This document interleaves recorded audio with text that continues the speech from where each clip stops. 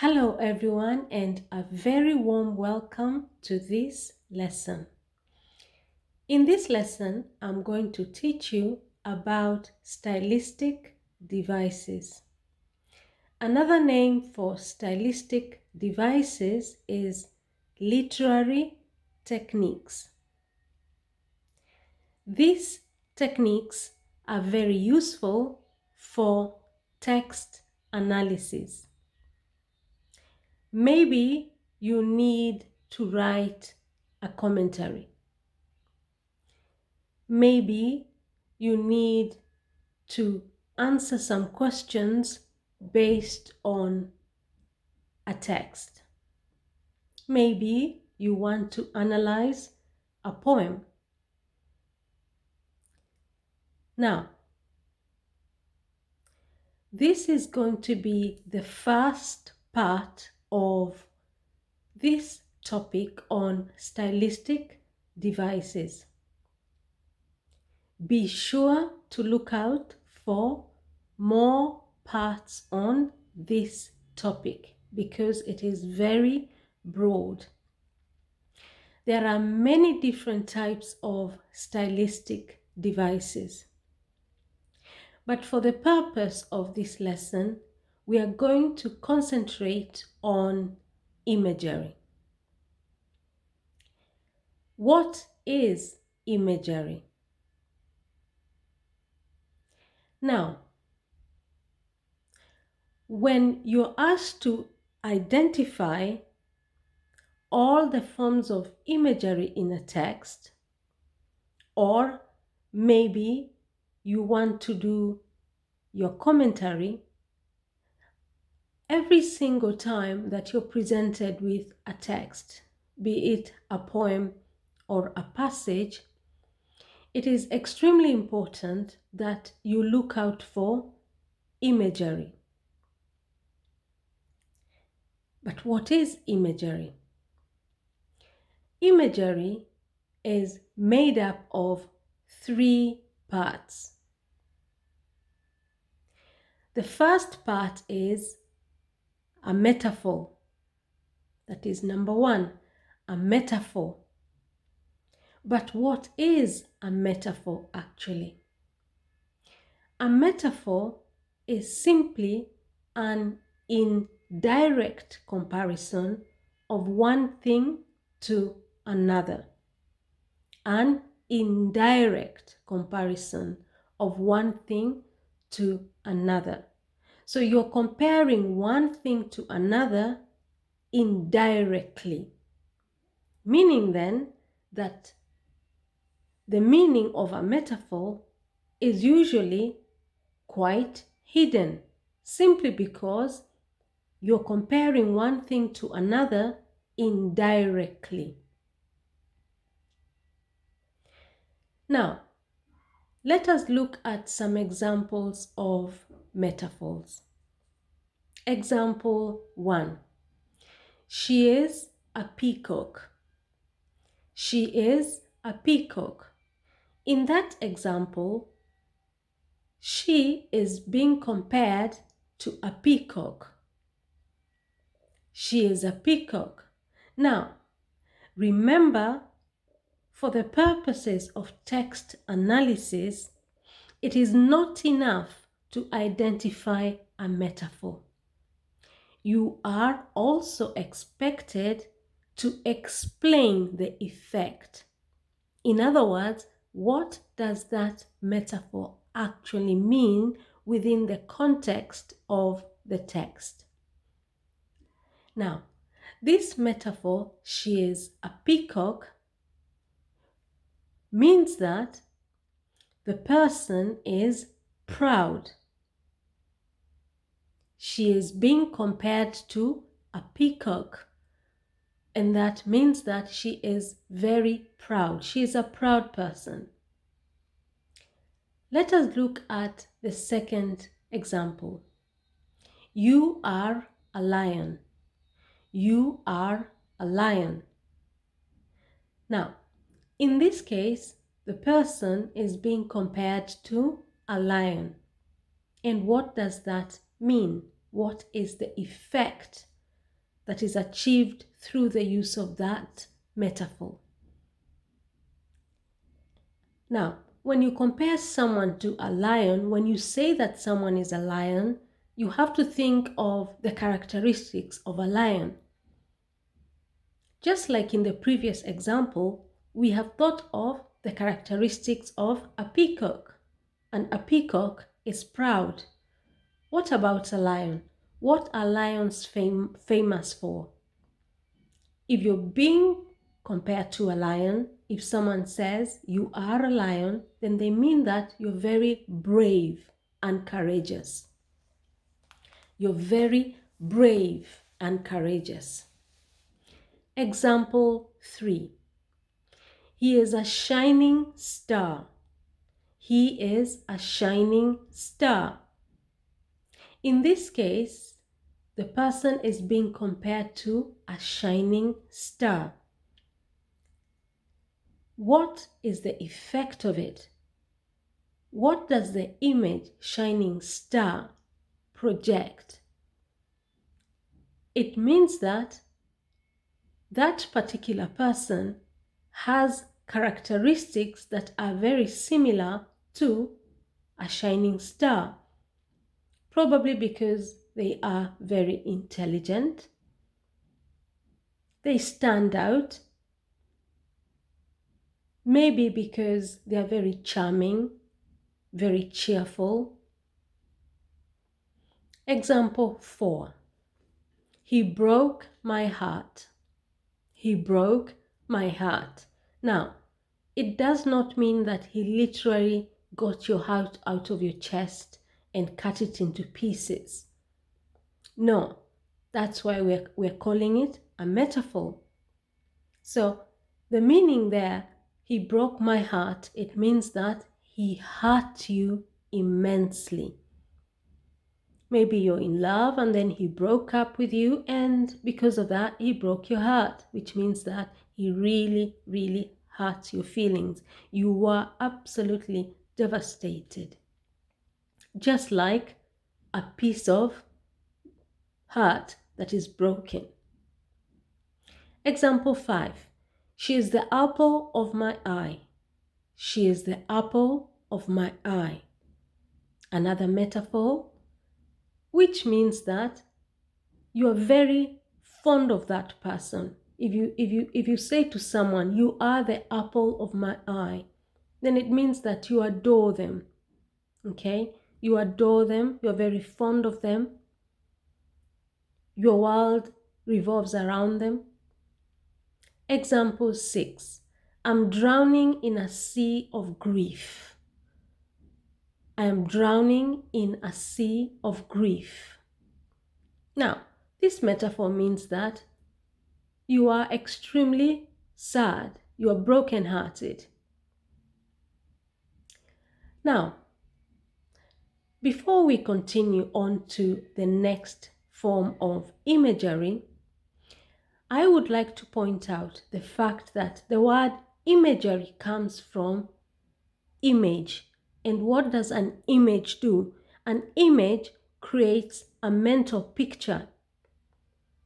So, in other words, what an imagery tries to do is, through the use of images, through the use of mental pictures, it helps us to understand what the writer is trying to put across. Just like a film producer uses images. When you watch a film, you see images, you see pictures. A poet will use pictures, but in this case, not literally, they will use images. They will use things that we are familiar with to be able to communicate or to relay their meaning. So in every single metaphor, you have an image. In example 1, she is a peacock. The image is peacock. The next one is a lion. The next one is a shining star. The other one is a broken heart. a heart that is broken. The next one is the apple of my eye. And the last one is somebody who is drowning in a sea of grief. So there is that sea of grief, and you can visualize this person who's drowning. So in other words, they are overwhelmed. So for you to be able to explain the effect of a metaphor, you have to understand and be able to identify the image, and then you visualize and interpret that image correctly within, obviously, the context of your text. Now, let us move on to the second type of imagery, and that is a simile. Number 2, a simile. A simile is a direct comparison of one thing to another using the words as or like. A direct comparison of one thing to another using the words as or like. So what you notice that there is actually a similarity between a metaphor and a simile. And the similarity is that in both cases, both techniques compare one thing to another. But whereas a metaphor does that indirectly, a simile does that directly. Now, a simile uses the words as, or like to compare two things together. Let's look at the examples. Example 1. She is as proud as a peacock. Now, if you look at the first example of the metaphor, it was, she is a peacock. But the simile uses the words as or like. So, she is as proud as a peacock, meaning that she is quite arrogant. Example 2. Watching that film was like watching grass grow. Watching that film was like watching grass grow. Now, in that sentence, what is the image? What is the image? What is being compared directly with what?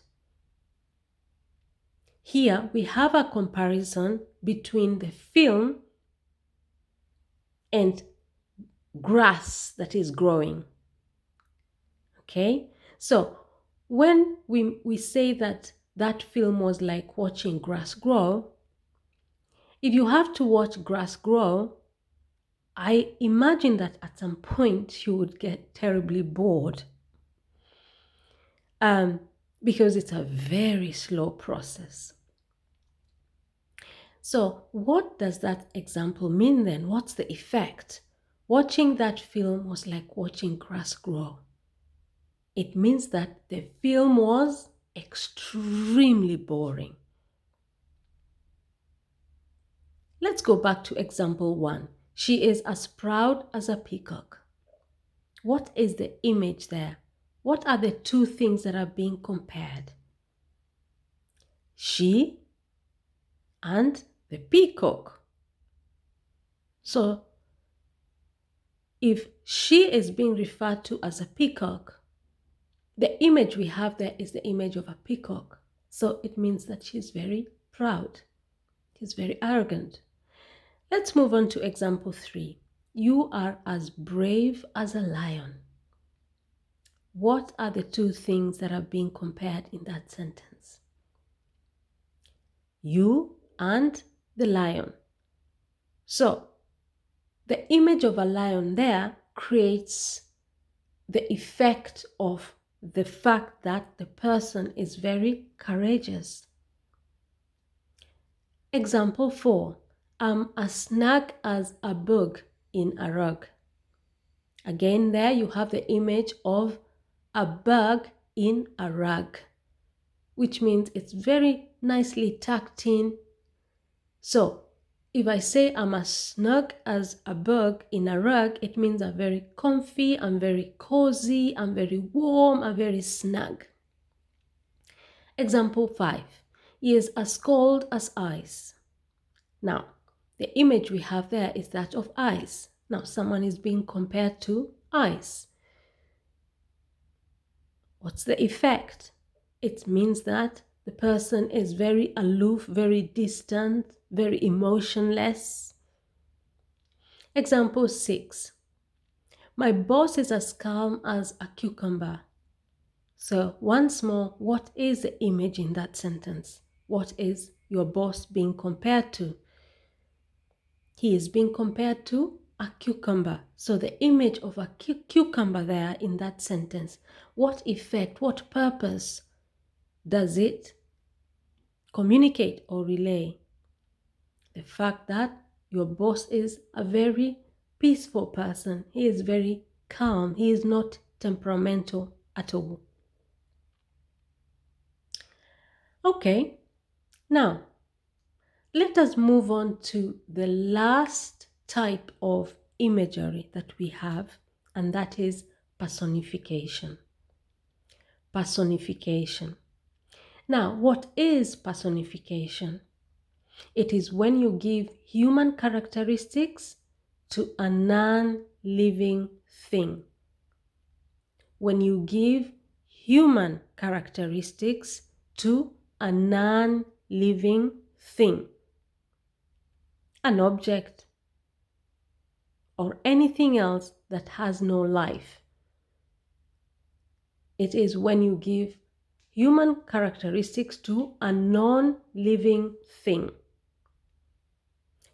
Let's look at the examples. Example 1. The angry storm pounded the tin shelter. The angry storm pounded the tin shelter. Now, in that sentence, the storm has been given a human characteristic, which is the ability to get angry, the ability to have the emotion of anger. The angry storm pounded the tin shelter. Now, remember it's imagery. So what mental picture is being created right now in your mind when you read that sentence? Visualize a storm that is pounding the tin shelter, but the storm is angry. So the storm in that sentence has been personified. And the fact that it has been given the human attribute of anger, it means that the storm was raging with a lot of force. It was raging with a lot of force, with a lot of thunder and lightning. It was very loud and very destructive, very noisy. Example 2. The wind howled and whistled in the night. The wind howled and whistled in the night. Now, what has been personified in that sentence? What has been given a human characteristic in that sentence? The wind. You guessed right. The wind howled and whistled in the night. The wind has been given the ability to howl like a wolf and to whistle like a human being. So the wind has been personified because it has been given the human characteristic of being able to howl like a wolf and to whistle. So what is the effect of that personification, the wind howling? What image is created? Just visualize the wind howling and whistling. It means that the wind was very forceful, very strong, very loud. very, very noisy. Remember, just visualize that howling and whistling. Example 3. Rita had the last piece of pie calling her name. Rita had the last piece of pie calling her name. Now, what has been personified in that sentence? The piece of pie has been given the human characteristic of speaking. And in this case, that piece of pie is calling Rita's name. Rita had the last piece of pie calling her name, meaning that that piece of pie was absolutely irresistible. It was irresistible. Rita had to have it because it was calling her name. She just could not ignore it. Example 4. Lightning danced across the sky. Lightning danced across the sky. What has been personified in this sentence? Lightning. It has been given a human characteristic, the ability to dance across the sky. Now, visualize that. Lightning is dancing across the sky. That creates an image of lightning that is very rapid, okay, and it is crisscrossing. It is crisscrossing across the sky.